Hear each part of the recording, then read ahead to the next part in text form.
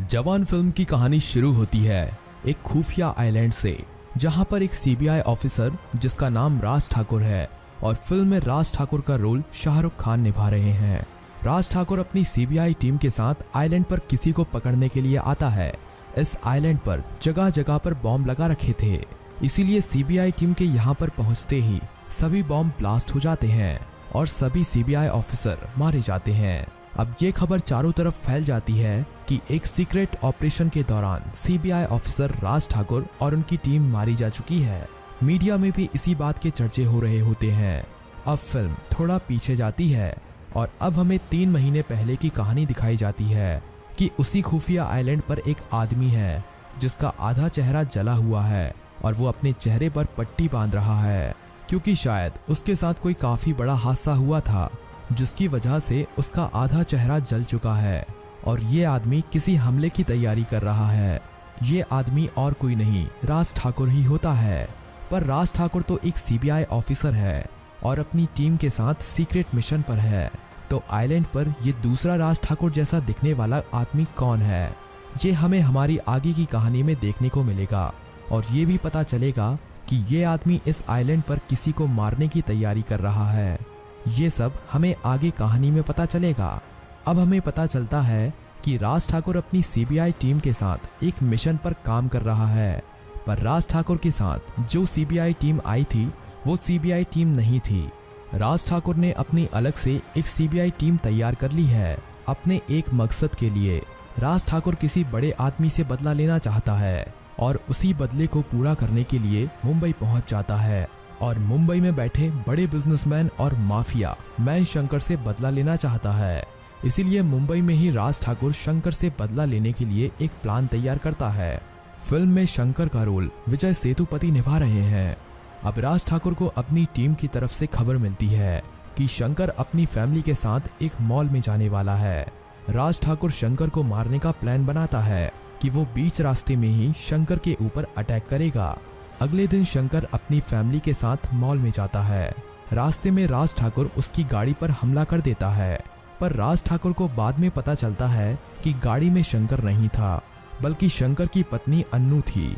Police चारों तरफ से राज ठाकुर को घेर लेती है, लेकिन राज ठाकुर शंकर की पत्नी के माथे पर बंदूक रखकर वहां से निकल जाता है।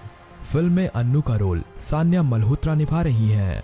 राज ठाकुर शंकर को गाड़ी में ना पाने की वजह से शंकर की पत्नी को ही पकड़कर अपने साथ ले जाता है, पर पुलिस राज ठाकुर का पीछा करती रहती है। राज ठाकुर किसी तरह पुलिस को चकमा देकर अन्नू को उसी खुफिया आइलैंड पर ले जाता है। राज ठाकुर के चेहरे पर पट्टी बंधी हुई थी, पर तब भी एक police officer summer Raj Thakur के आधे चेहरे को देखकर पहचान जाता है कि वो राज ठाकुर है। पर सभी सोच रहे थे कि राज ठाकुर तो मर चुका है, तो ये वाला राज ठाकुर कौन है। और सभी सीबीआई ऑफिसर तो उस आइलैंड पर बॉम्ब ब्लास्ट की वजह से मर चुके हैं, तो राज ठाकुर अकेला कैसे जिंदा बच गया। और राज ठाकुर की शंकर के साथ क्या दुश्मनी है जिसकी वजह से वो शंकर की बीवी को उठाकर ले गया और शंकर को मारना चाहता है। पुलिस को कुछ भी समझ नहीं आ रहा था।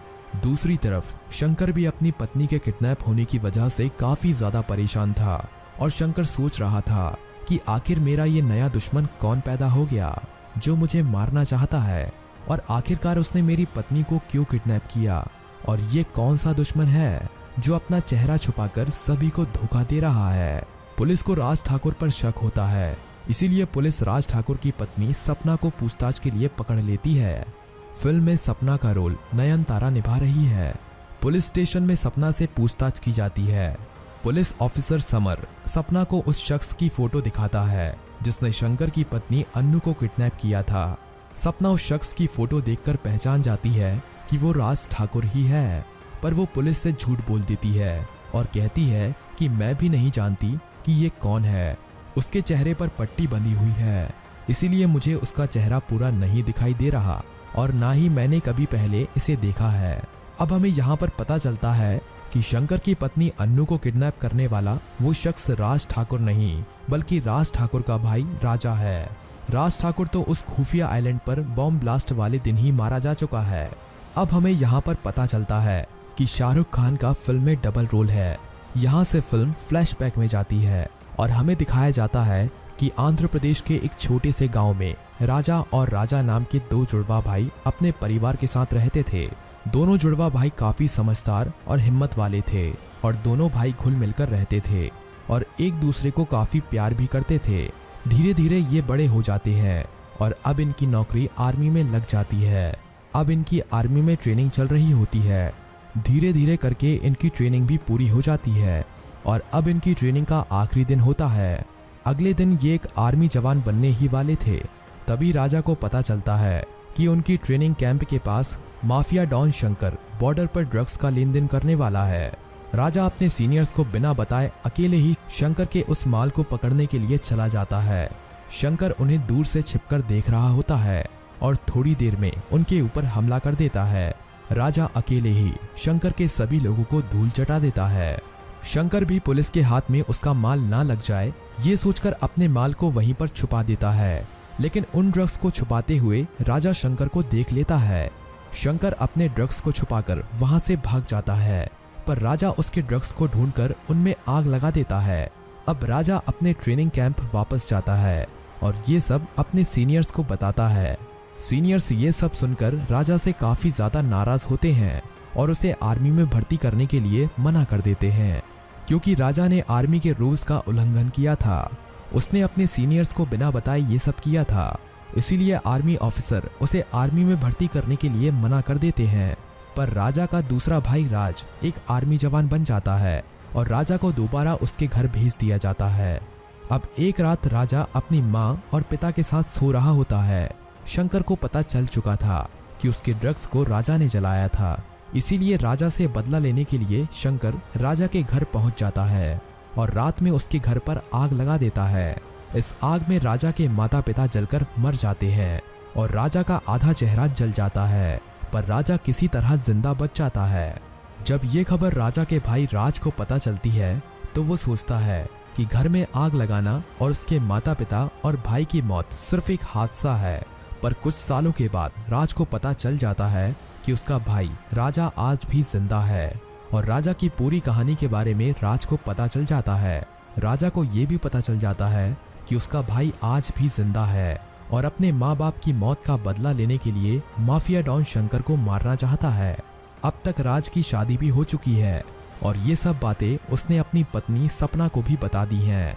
अब माफिया डॉन शंकर को भी पता चल चुका है कि सालों पहले जिस राजा को उसने मारा था वो राजा आज भी जिंदा है और उसी खुफिया आइलैंड पर छुपा हुआ है और उसकी पत्नी को भी उसी आइलैंड पर छुपा के रखा है। अब शंकर अपनी पत्नी को छुड़वाने के लिए और राजा को मारने के लिए उस आइलैंड पर अपने सभी लोगों के साथ हथियार लेकर पहुंच जाता है। पर राजा ने शंकर के आने से पहले उस आइलैंड पर बॉम्ब प्लांट कर दिए थे। पर शंकर के पहुंचने से पहले आइलैंड पर शंकर का भाई राज ठाकुर अपनी सीबीआई टीम के साथ राजा को पकड़ने के लिए वहां पर पहुंच जाता है, क्योंकि राज ठाकुर अपने भाई को किसी भी क्राइम को करने से रोकना चाहता था और माफिया डॉन शंकर को कानून की मदद से सजा दिलवाना चाहता था।